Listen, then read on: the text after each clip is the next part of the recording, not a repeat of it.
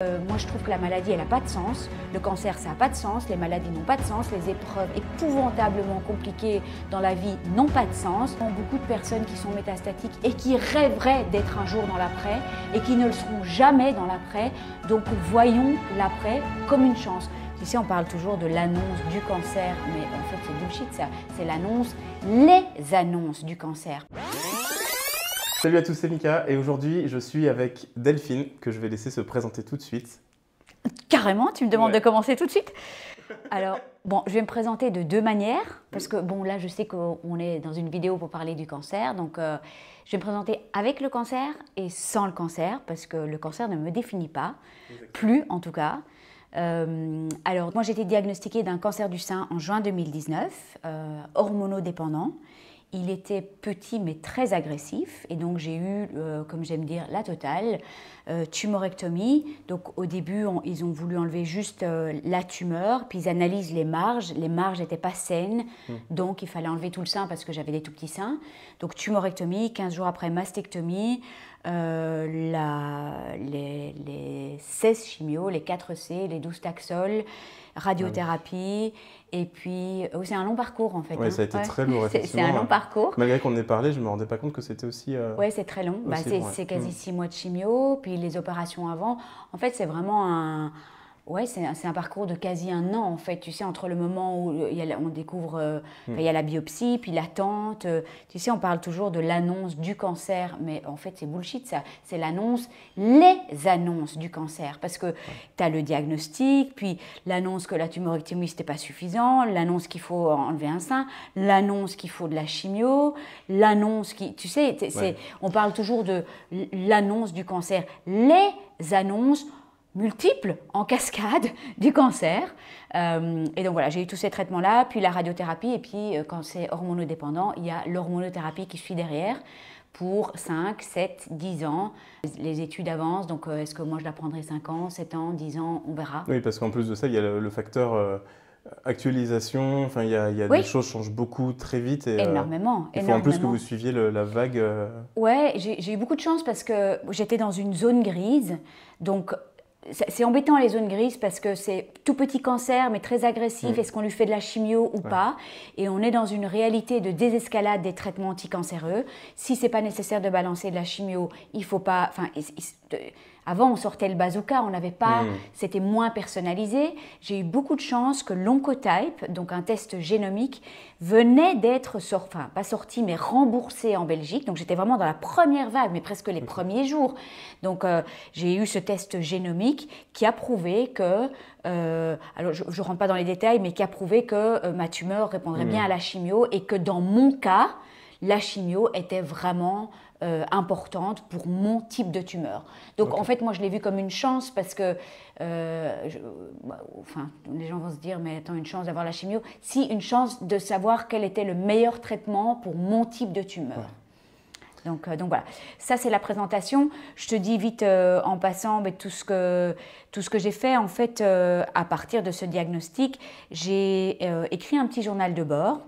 Donc j'adorais écrire et là j'ai écrit pour moi tout simplement et puis en fait je trouvais que c'était c'est adorable hein, je dis mais je trouvais que c'était hyper fatigant de recevoir tous les messages des copains et de chaque fois devoir répondre chaque fois la même chose, comment ça a été avec l'oncologue, comment ça a été ceci, comment ça a été cela, et je me suis dit mais en fait je vais mettre mon journal intime dans un blog.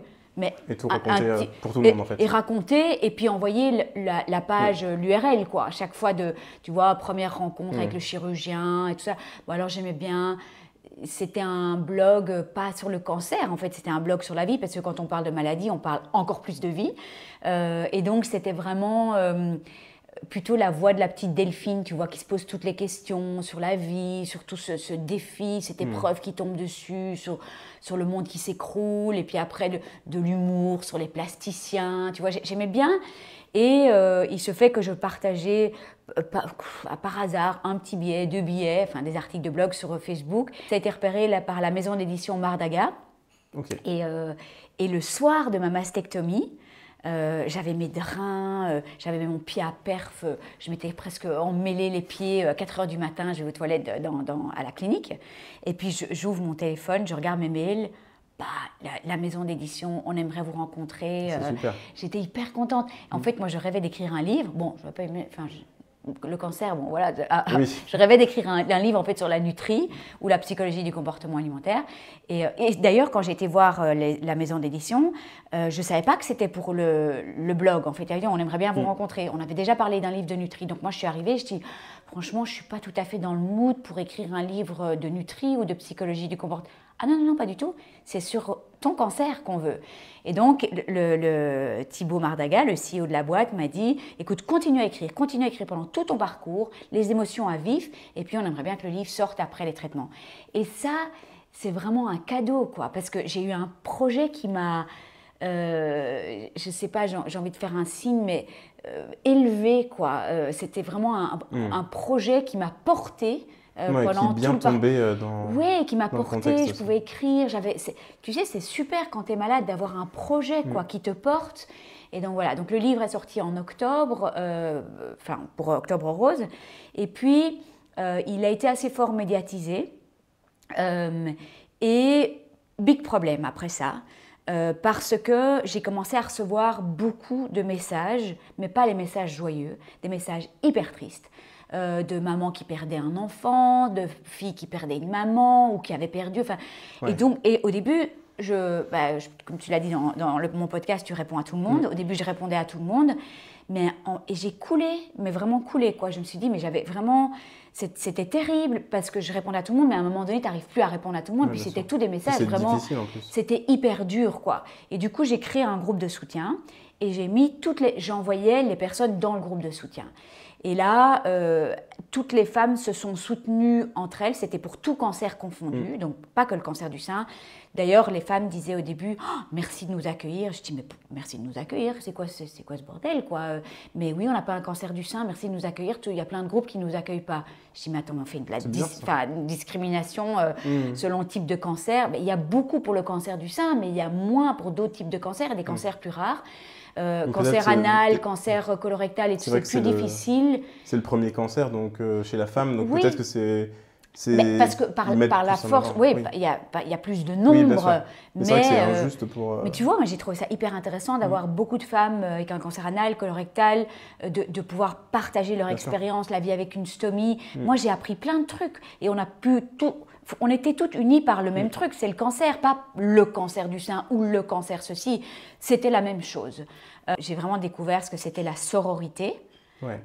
Et ça, on va vraiment en parler. C'est vraiment ces sœurs de combat.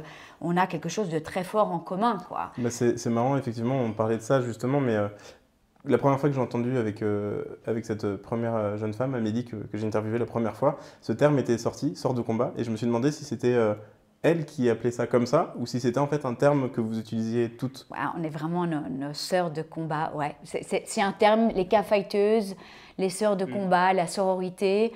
Alors, bon, sororité, ça fait que les femmes. Il y a des hommes aussi, mais c'est vrai qu'on est plus souvent entre femmes. Voilà. Moi, c'est vrai que mon groupe, je l'ai ouvert qu'aux femmes. Je suis un peu triste quand il y a des hommes qui veulent rentrer dedans, mais en fait, on parle de sexualité et de choses vraiment hyper intimes. Et s'il y a des hommes, ce ne sera plus la même chose, quoi. Donc voilà. C'est vraiment...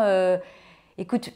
Enfin, je pense que dans toute épreuve de vie, tu vois, si tu as perdu un enfant, tu vas te rapprocher, se rapprocher de personnes qui ont vécu la même chose. Tu ne dois pas expliquer en 10 000 mots, en fait. Il y a quelque chose de très fort. Oui, puis elle peut vraiment comprendre. Mais qui peut mieux comprendre une femme qui a perdu un sein qu'une autre femme qui a perdu un sein? Bien sûr. Qui peut mieux comprendre une femme qui a perdu un enfant qu'une autre femme qui a perdu un enfant? Donc, ça fait du bien. Et puis, j'ai envie de te dire, tu sais, quand on est avec des personnes qui n'ont pas été malades, on a tendance à s'auto-censurer. Donc, par exemple, tu te retrouves à des dîners avec tous tes copains et tout.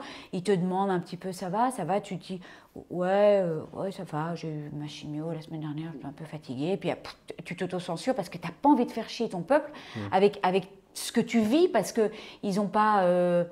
Il y a un flash? Il y a eu un flash, ouais. Je ne sais pas ce que c'est. Ça doit être une des lumières. Ouais. Bon, c'est pas grave. Pas grave. C'est même rigolo de laisser ça, pas coupé.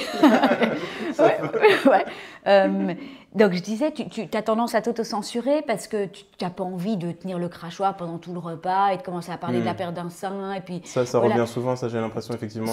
Ouais, c'est un sujet Et honnêtement, je voulais pas attirer l'attention avec la maladie et tout ça. Si on te laisse pas un espace pour en parler, tu n'as pas envie d'attirer l'attention avec ça. Donc tu dis, oh, ça va et tout, oh, la perte des cheveux, oh, ça va. Enfin, voilà, sauf avec les très bonnes copines et tout. Mais par contre, entre sœurs de combat, ça parle des heures et des heures et des heures et des heures et des heures. Ça fait du bien. Pour tout. Et ça fait du bien, quoi. Ça fait du bien de se sentir. Mais c'est quoi le but, en fait? C'est se sentir entendue, comprise et moins seule. C'est vraiment, ça revient à ça, quoi.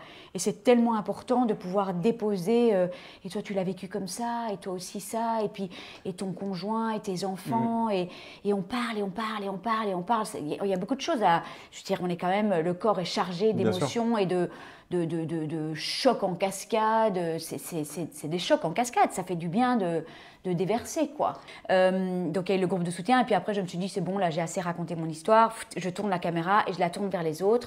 Et donc j'ai décidé de lancer un podcast il y a 3 ans, et il y a une interview par semaine, soit de patients, patientes et patients, tout type de cancer, souvent quand même des histoires qui redonnent espoir, des histoires de résilience. Ça peut être pas non plus, enfin tu vois, pas des histoires absolument extraordinaires, mais voilà, ça peut être des histoires toutes simples, ça peut être des personnes qui ont lancé une asso, qui ont écrit un bouquin ou qui ont fait des choses toutes simples, mais quand même l'histoire doit donner espoir, redonner espoir.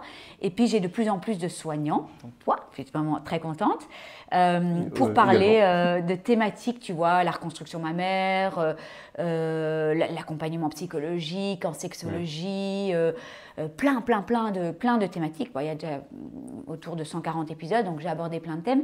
Mais il y avait quand même toujours, dans beaucoup d'épisodes, les maladresses, donc ce gap entre patient et entourage.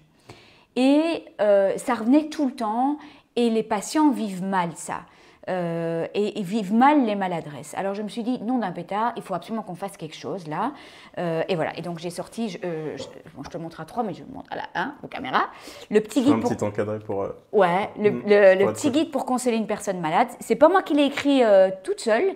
Donc j'ai fait un sondage, j'ai reçu des centaines de réponses de patients. Donc j'ai fait une compile de centaines de réponses de patients, donc c'est vraiment pas moi toute seule. Et au début, j'explique pourquoi c'est si difficile de consoler une personne malade. Bien sûr. Et là, je peux m'adresser à toutes les personnes qui nous regardent maintenant. On a tous déjà expérimenté un moment où on ne sait pas quoi dire à quelqu'un qui est dans une grande difficulté. Maladie mortelle, ça c'est clair, deuil, c'est dur de trouver les bons mots. Tout le monde... Enfin, c'est pour tout le monde, quoi. C'est hyper dur de trouver les bons mots. On est face à notre propre impuissance. Quand on est face à quelqu'un qui est dans un désarroi pas possible, souvent on utilise des mots qui sont empreints de nos peurs, de nos croyances. Oui, on a tendance à beaucoup projeter. Ouais, on projette, tu vois. Ou quelqu'un qui va dire « Ah, mais cancer du sein, ça va, ça aurait pu être pire et tout, ça va aller. » Mais en fait, mais tu vois, fait, la personne, c'est de la maladresse, c'est pas de la mauvaise intention. Non, en fait, sûr, la personne, elle veut se rassurer, elle a peur aussi. Donc voilà, moi je trouve que c'est aussi notre rôle de patient d'informer aussi et plutôt que de rester dans notre coin et de dire « Ah, il m'a dit ça, il m'a dit ça ». Non, mais informe, en fait, donne les clés. Je trouve que c'est aussi notre rôle d'informer l'entourage, parce que quand tu n'es pas passé par là, tu sais pas. Tu sais pas, et moi je pense que j'en ai commis des erreurs. Avant, je sais pas, j'ai dû dire des trucs énormes, quoi. Moi j'ai entendu des trucs énormes, tu vois, ah, cancer du sein, mais c'est trop bien, tu vas avoir la paire de seins de tes rêves. Mais tu sais, oui je sais, mais la personne elle se disait, oh mais ça va être son petit bonus, ou des personnes qui disaient, mais enfin, mais pourquoi t'entends les pourcentages négatifs, tu devrais entendre que le positif, donc ça minimise aussi les émotions, ou une connaissance qui me disait « Attends Delphine, le moral c'est 90% de la guérison ». C'était le lendemain de mon diagnostic, autant te dire que j'avais pas fort le moral, donc tu te dis « Ok, mais en fait je vais crever ». Tu vois, voilà, et en fait, est-ce qu'elle pensait mal faire? Elle s'est dit, allez, elle voulait dire « Reste positive, ça va aller ». Donc en fait, ça dépend aussi du contexte, ça dépend du moment, ça dépend de... C'est très compliqué. Et dans ce petit guide, alors je dis que c'est très compliqué, donc ça paraît en fait impossible de consoler une personne malade, c'est pas vrai. Vraiment, quand on ne sait pas, quand on se sent démuni, qu'on n'a pas les mots. Un truc, je te donne un truc. Je prends. Tu prends? Ouais. Quand on ne sait pas quoi dire soi-même, il vaut mieux faire parler l'autre. Et au moins, on évite de dire des bêtises. Je dis des bêtises, c'est même pas des bêtises, mais voilà, de commettre des maladresses, voilà. Et donc, en fait, quand tu fais parler l'autre, tu dis comment tu te sens? Comment tu te sens aujourd'hui? Est-ce que tu veux me raconter ta première opération? Comment tu te sens par rapport à ta première chimio? Est-ce que tu as des craintes? Est-ce que je peux faire quelque chose pour t'aider? Quelque chose de précis, tu vois? Et créer un espace pour la personne et comment tu vis la perte des cheveux et tout ça. Est-ce que tu veux que je t'accompagne? Est-ce que tu veux qu'on aille faire une balade ensemble? Tu vois, des petites choses comme ça. Mais quand tu crées un espace tout doudou à la personne malade, elle peut venir se déposer tranquillement, proposer de l'aide aussi. Alors moi, je déteste demander de l'aide, je suis super nulle pour ça, je déteste. Mais on était à un dîner nana quand j'ai appris mon diagnostic et il y a Caroline qui m'a dit mais Delphine, tu te rends pas compte si tu nous demandes de l'aide, enfin si tu nous dis exactement ce dont tu as besoin, d'abord on sait, on peut t'apporter exactement ce dont tu as besoin et tu te rends pas compte comme pour nous c'est magnifique de pouvoir t'aider, ça veut dire qu'on compte pour toi. Je me suis dit bah, elle a raison. En fait, tu vois, quand tu aides une vieille dame à mettre ses courses dans son coffre, bah, c'est toi qui es content, en fait. Hein, la vieille dame aussi, mais toi, tu l'es encore plus. Donc, en fait, pouvoir aider une personne malade, c'est quand même génial. Voilà. Et donc, voilà, j'ai voulu parler de ces maladresses et de se dire... c'est jamais une mauvaise intention et je trouve que nous, en tant que patients, se dire aussi, ils font ce qu'ils peuvent, on doit les informer. Alors parfois, j'ai envie de dire, il y a vraiment des gros cons qui font n'importe quoi, mais peut-être qu'en fait, ils ont une histoire aussi très compliquée par rapport à la maladie. Moi, je pense qu'il n'y a jamais vraiment une mauvaise intention, mais parfois, c'est très lourd, quoi. Et puis, il y a des jours où on ne peut vraiment pas entendre des trucs, tu vois. Je sais pas... Qu'est-ce que, genre, t'as pas perdu tes cheveux, mais donc c'est un petit cancer ou c'est moins grave? Bah non, en fait, tu sais, cancer anal, de la radiothérapie dans des zones hyper intimes avec des séquelles après qui sont hyper compliquées, bah non, la chimio faisait pas perdre des cheveux, mais il y en a qui vivent avec des séquelles, mais autrement plus. Voilà, plus facile pour autant. Voilà, ou le cancer du sein, ça soigne hyper bien, mais ça minimise que quand même tu t'es pris une bombe en pleine figure. Oui, pris à temps, ça soigne bien, effectivement, mais il y a des manières de le dire. Et puis, il y a des phrases qui sont un peu dans des zones grises, comme, tu vois, tu dis à une femme, oui, mais t'es hyper forte et courageuse. Ça peut être en fait chouette de dire à la femme qu'elle est forte et courageuse, parce que si c'est une sœur de combat qui te prend dans les bras et tu te dis, mais t'es forte et courageuse, tu te souviens, cette épreuve-là, tu l'as surmontée et tout, ça va aller et tout. Mais ça peut être aussi pris comme une injonction à l'être. Tu vois, putain, non, mais je suis pas tout le temps courageuse, lâchez-moi les baskets, je suis pas tout le temps forte, en fait je m'écroule, quoi, tu vois. Et donc, en fait, tout ce qui est injonction, ou, tu sais, ou des gens qui disent, tu devras penser à autre chose, il faudrait que tu sortes, il faut et tu dois, tu devrais, tout ça, ça en vire, tous ces mots-là. Non, mais injonction, poison, fini. Moi, je mets toujours 3 mots l'un à côté de l'autre. Injonction, comparaison, poison. Voilà, ces 3 trucs-là, on les oublie. Voilà, et donc je trouve que c'est un sujet il faut aussi aider les aidants. Hein. C'est pas facile d'être aidant. C'est pas facile de trouver les bons mots. Et moi, mon mari, il a fait des solides bourdes. Hein. Mais même moi, encore aujourd'hui, tu sais, un jour, je me suis retrouvée avec une personne dont le fils avait un diagnostic un pronostic très, très sombre. Eh bien, je savais pas quoi dire. Tu vois, je l'écris ce truc, enfin tu vois, je l'ai travaillé pendant des mois ce guide, mais j'étais face à cette femme et je me suis dit mais qu'est-ce que je vais dire, quoi. C'est pas une évidence. Tu vois, je savais pas quoi dire, je me suis dit mais je vais commettre une maladresse, donc après je l'ai pris dans les bras et puis je l'ai rappelé le lendemain et tout ça, mais voilà. Et en fait, pourquoi ne pas dire aussi tout simplement, j'ai pas les mots. En fait, j'ai juste pas les mots et serrer dans les bras si la personne est en face, j'ai juste pas les mots, j'entends ta peine, pas je comprends ta peine parce que je peux pas la comprendre, mais j'entends ta peine, est-ce que tu veux parler, tu vois, la faire parler, quoi. Mais voilà, ça c'est le petit tip que je peux donner quand on ne sait pas quoi dire, c'est faire parler l'autre, voilà, pour éviter de dire des choses que on n'aimerait pas dire parce que parfois... C'est souvent, en fait, on dit ce qu'on aimerait entendre. Des bouffées de chaleur, ça c'est l'hormonothérapie. T'as chaud aussi, non? Ça va, c'est Tu vas couper ça ou pas? Ouais, Voilà. Non, mais tu peux laisser, hein. C'est bon. Il n'y a aucun problème. Ça, c'est l'hormonothérapie. Voilà, tu vois, ça, c'est les suites de, je savais de pas. traitements. Ça fait... Mais l'hormonothérapie, si tu veux, c'est... bon, la chimiothérapie, ça ménopause de manière très brutale. Parfois, après... Bon, moi, j'avais 45 ans, donc mes règles ne sont pas revenues. Mais donc, moi, ça m'a ménopausée de manière brutale. Et puis après, l'hormonothérapie, ben, de manière très simplifiée, comme j'ai un cancer hormonodépendant, ça veut dire qu'il peut reflamber. Donc, il a des récepteurs... sensibles à la progestérone et à l'œstrogène. Et donc, en fait, l'hormonothérapie, c'est en fait de l'anti-hormonothérapie, pour être un terme correct. Donc, c'est vraiment pour enlever tout ce qui est œstrogène et progestérone. Donc, c'est ménopause et donc, parfois, un petit peu de bouffée de chaleur. Voilà. Donc, ça, c'est les suites. Donc, tu n'es pas obligé de couper. Donc, voilà. C'est intéressant parce qu'on ne peut pas se rendre compte de tout ça, en fait. Il y a plein de choses qu'on ne sait pas. Non, et tu sais, ça fait partie de tout ce qui est les suites, en fait. Tu voulais qu'on parle de l'après-cancer, justement. C'est un thème qui a l'air fort, en tout cas dans les choses dont on a pu discuter avant. C'est vrai que c'est quelque chose, encore une fois, que je n'avais pas du tout en tête. Mais c'est normal que tu l'aies pas en tête. Traitement fini, guérison, c'est bon, tout va bien. Ouais.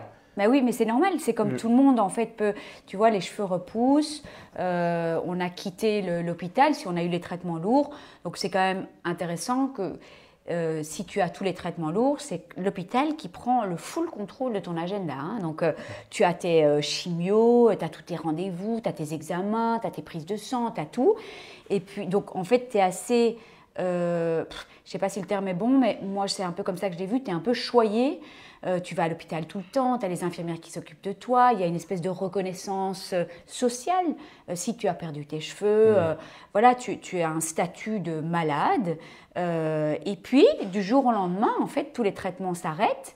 Voilà, on parle d'un abandon, d'un sentiment d'abandon thérapeutique. Désolé. Dis donc, il s'en passe des choses. Oui. C'est bon. Le micro qui a décidé de partir. On parle d'un sentiment d'abandon thérapeutique, donc tu sais, d'avoir été très choyé et puis pouf, d'être lâché dans la nature. Bien sûr. Après, voilà, je te parlerai de quelques tips and tricks aussi pour passer à travers ce post-cancer. Je dis quand même qu'il y a une étude qui a été faite et il y a 65% des personnes qui disent que l'après-cancer est plus compliqué que le cancer parce que parce que tu as cette espèce de... Tu sais, c'est cette période, mais je pense que tout le monde, tu vois, si tu as eu une épreuve compliquée, ou un postpartum, quelque chose qui nous a changé à vie, tu peux avoir cette espèce de sensation de vide, de no man's land. Tu sais, tu n'es pas la personne que tu étais avant, mais tu n'es pas encore celle que tu vas devenir. Tu es un peu le cul entre deux chaises, tu es un peu dans cette zone tampon comme ça, où tu sors de tes traitements, mais tu n'as pas encore recommencé ta vie, ta vie qui est un peu cassée en 1000 morceaux, tu sors de tous tes trucs, tu te dis mais attends, mais qu'est-ce qui s'est passé l'année dernière? T'as pas vu le truc venir, tu étais dans des rails et tout. Et c'est un peu cette sensation comme ça de vide. Après, voilà, moi j'ai toujours été hyper engagée et donc je ne l'ai pas vécu.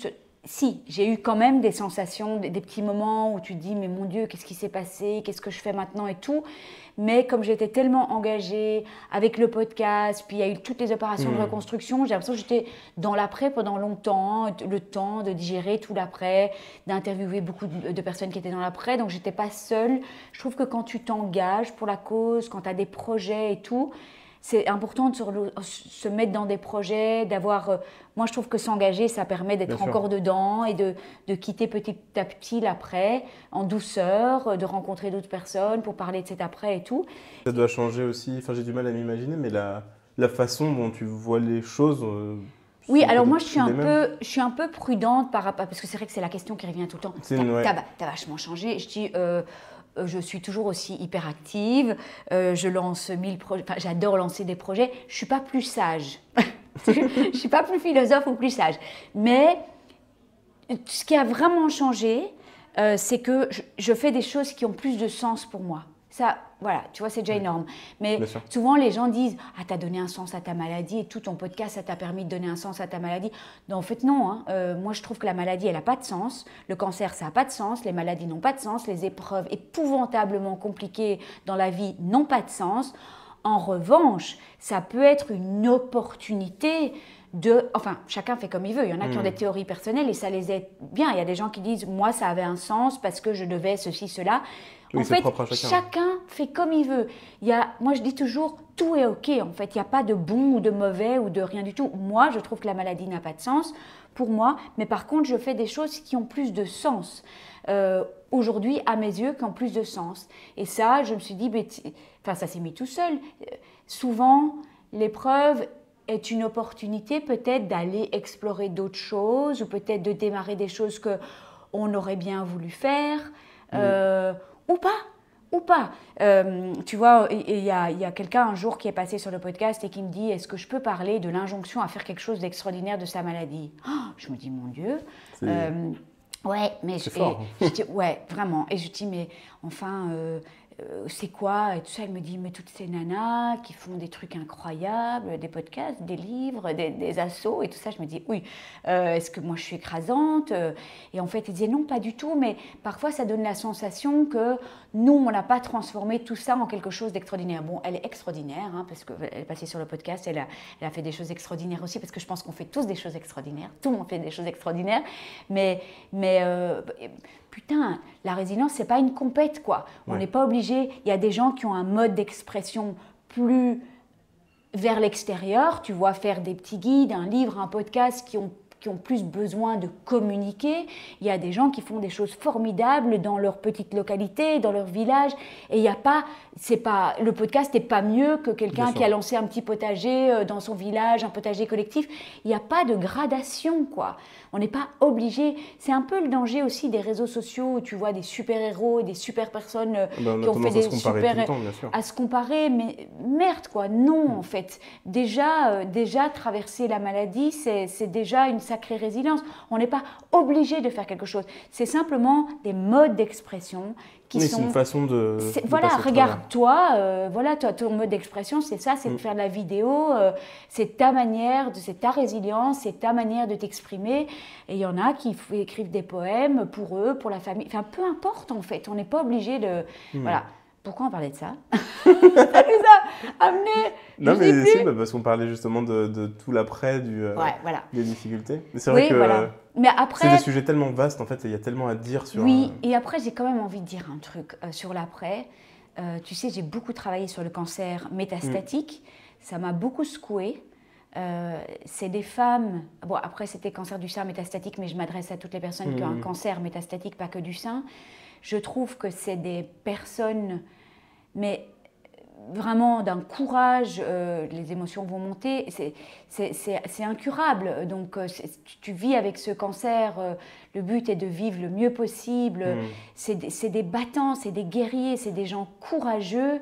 Et parfois, j'ai envie de dire, quand j'entends des gens qui disent qu'ils sont dans l'après, 5, 6, 7, 8, 9, 10 ans après, tu as envie de dire, oh là, il y a vraiment beaucoup de personnes qui sont métastatiques et qui rêveraient d'être un jour dans l'après et qui ne le seront jamais dans l'après.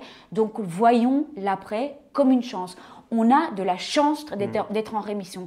Il faut célébrer ça. On ne peut pas se dire encore pendant un paquet d'années, je suis dans l'après, mon Dieu, l'après. À un moment donné, je vais utiliser une injonction. Je suis désolée. À un moment donné, il faut retourner dans la vie, quoi. Vraiment, je sais qu'il y a des difficultés, je sais qu'il y a des cas qui sont très compliqués, il y a des mamans solo, il y a des maris qui ont déserté, je sais qu'il y a des situations très, très, très compliquées. Et moi, j'ai été privilégiée, donc je sais qu'il y a des effets secondaires parfois qui sont très compliqués, il y a des femmes qui ont des lymphœdèmes, il y a des douleurs qui restent, il y a de la fatigue chronique, il y a des troubles sexuels, des troubles cognitifs pour certaines personnes. Je le sais et je le dis et je le reconnais. Mais essayons un tout petit peu de se dire, malgré toutes les difficultés, qu'on a de la chance d'être en rémission. Et que les personnes qui sont métastatiques, elles aimeraient vraiment l'être. Et moi, j'essaye juste d'insuffler ça tout en disant que oui, il y a beaucoup de difficultés. Les troubles cognitifs, c'est une réalité. Moi, tous les jours, après, j'ai plein de trucs. J'avais une excellente mémoire. J'ai un mal fou avec les prénoms, les noms. J'oublie plein de trucs. Je dois faire des to-do list. Je m'organise autrement. Mais oui, il y a des troubles réels. La reconstruction. Ouais. Il y a encore eu un flash. Je sais pas d'où vient ce flash, mais C'est des petits. je pense que c'est les miens.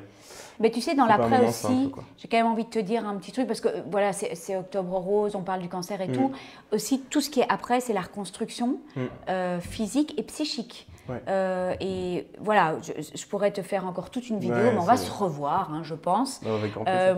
Voilà, c'est toute cette reconstruction, mammaire ou pas, quoi qu'il arrive, en fait, qu'il y ait une reconstruction ou pas de reconstruction, il y a quand même une reconstruction psychique, parce qu'on a été quand même, la féminité a été amputée, tout le monde ne le voit pas comme ça. Moi, c'est étonnant, c'est que mes seins n'étaient pas une zone surinvestie avant, mais je ne sais pas, tout à coup, ça devient surinvesti. Hein. Tu enlèves un sein, puis 2 seins, j'ai perdu les 2. Tout à coup, ça a pris une ampleur pas possible. Au début, je ne voulais pas reconstruire, et puis après, j'ai commencé à regarder les seins de toutes les femmes. J'étais obnubilée. Je pense qu'on focus aussi, parce que c'est... Ouais, mais c'est comme si j'avais perdu toute mon identité, parce qu'on m'avait enlevé 2 seins. Enfin, comme si l'identité, c'était les 2 seins. Mais ça a pris une proportion. Bon, je ne vais pas te raconter tout le truc, mais en fait, c'est compliqué. Plus on me reconstruisait physiquement, moins je me ressentais reconstruite psychiquement. C'est très complexe, ce truc-là. Et on fera une vidéo. Parce que ça, c'est très important. Mais donc, la reconstruction physique et psychique n'ont pas le même timing. Si je dois résumer vraiment en quelques phrases, c'est compliqué de se réapproprier son corps, de se réapproprier tout sa vie dans un nouveau corps, une nouvelle vie, et que la reconstruction de volume mammaire, parce qu'on ne parle pas vraiment de sein au début, on te reconstruit des volumes mammaires, il n'y a pas de mamelon, il n'y a pas de téton, enfin je ne vais pas faire toutes les, parce que dans certains cas on garde et tout ça, voilà, mais au début c'était des volumes mammaires. Avant qu'ils deviennent des seins. C'est violent, tous ces termes, etc. On ne se rend pas compte, mais ouais, mais moi aussi, je ne disais pas des seins, parce que c'est des volumes qu'on te reconstruit petit à petit, ça ne ressemble pas à grand-chose au début. Moi, j'ai chaque fois été déçue quand je déballais. C'était dur, tu sais, franchement. J'ai eu 8 opérations, et puis après, j'ai eu des opérations, des greffes photologues. Enfin, voilà, c'était compliqué. Moi, je te propose qu'on fasse une vidéo, peut-être, justement, sur cette reconstruction, parce que c'est un vrai sujet. Et les femmes... ce sont les sujets presque les plus demandés avec l'hormonothérapie, la sexologie aussi, parce que c'est en fait des processus encore plus longs que le cancer. Parfois, ça dure sur des années, et se réapproprier un corps, c'est vraiment... voilà. Et puis, c'est dissociation, corps organique, corps symbolique, enfin, il y a plein de choses à dire là-dessus. Mais si tu as un petit mot pour la fin, pour toutes les personnes, que ce soit les femmes ou les hommes qui traversent malheureusement un cancer, si tu avais un conseil que tu pourrais donner, si tu pouvais dire une chose, qu'est-ce que tu aimerais dire? Moi, j'aime pas les conseils non sollicités, mais quand même, je crois que j'écouterais d'abord la personne pour voir comment elle se sent, tu vois. Mais si je pouvais dire quelque chose comme ça, et je le dis souvent en fait, mais on a tous des ressources incroyables en fait, on le sait pas, mais on a tous une capacité de résilience, on a tous des ressources incroyables, on le sait pas tant qu'on n'a pas été chercher. Moi, ce que je conseille, c'est vraiment de s'entourer, de se faire accompagner. Moi, j'ai eu un accompagnement psychologique pendant tout le cancer, encore après, enfin, encore maintenant, depuis 5 ans. C'est pas une honte de demander de l'aide par un sexothérapeute, des médecines complémentaires. Voilà, et j'ai envie de dire, voilà, faites-vous confiance, quoi. Voilà, life sucks, hein, comme on dit en anglais, mais il y a une expression que j'adore, behind every cloud there's a silver lining. Ça veut dire qu'il y a vraiment, tu vois, il y a le nuage, mais il y a quand même toujours un petit halo de lumière autour.